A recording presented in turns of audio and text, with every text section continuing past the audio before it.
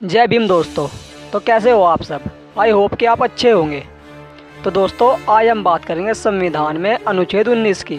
यह अनुच्छेद क्या कहता है, इसकी क्या कहानी है, इसके क्या कुछ ज़रूरी पॉइंट है, इसकी क्या कुछ ऐतिहासिक परिस्थितियाँ रही हैं और इससे हमें क्या सीख मिलती है। तो चलिए शुरू से शुरू करते हैं और समझते हैं संविधान में अनुच्छेद 19।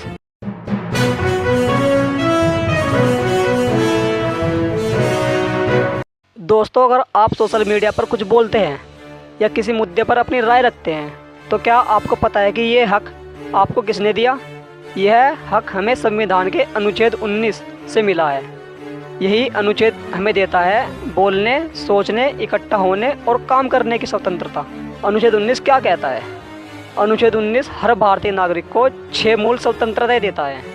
पहला है विचार और अभिव्यक्ति की स्वतंत्रता। दूसरा है शांतिपूर्ण सभा करने का अधिकार। तीसरा है संघ बनाने का अधिकार।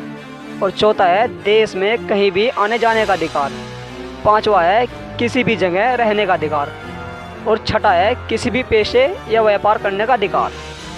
लेकिन याद रखिए, इन अधिकारों के साथ कुछ सीमाएं भी हैं, जैसे राष्ट्र की सुरक्षा, सार्वजनिक व्यवस्था और दूसरों की प्रतिष्ठा की रक्षा। दोस्तों, इसको कहानी से समझते हैं। राहुल और रीना की आज़ादी। एक कॉलेज की कहानी है।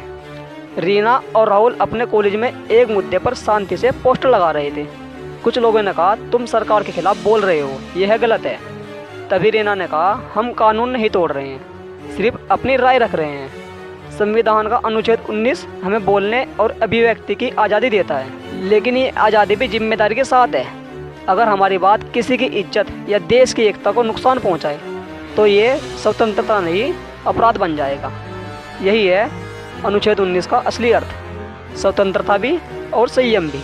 तो दोस्तों, कुछ इसकी ऐतिहासिक परिस्थितियाँ जान लेते हैं। जब भारत आज़ाद हुआ तो सबसे बड़ी ज़रूरत थी हर नागरिक को बोलने, सोचने और आगे बढ़ने की आज़ादी देना। ब्रिटिश राज में लोग अपनी राय नहीं रख सकते थे, इसलिए संविधान निर्माताओं ने कहा, आज़ाद भारत का नागरिक अपने विचार खुलकर रखे, पर देश की मर्यादा और कानून की सीमा में। तो दोस्तों, इसके कुछ ज़रूरी पॉइंट जान लेते हैं। पहला है अनुच्छेद 19 केवल भारतीय नागरिकों के लिए है। दूसरा है ये हमें क्षेत्र की आज़ादी देता है। तीसरा है इन अधिकारों पर कानूनी सीमाएं भी हैं। तो दोस्तों, इससे हमें क्या सीख मिलती है?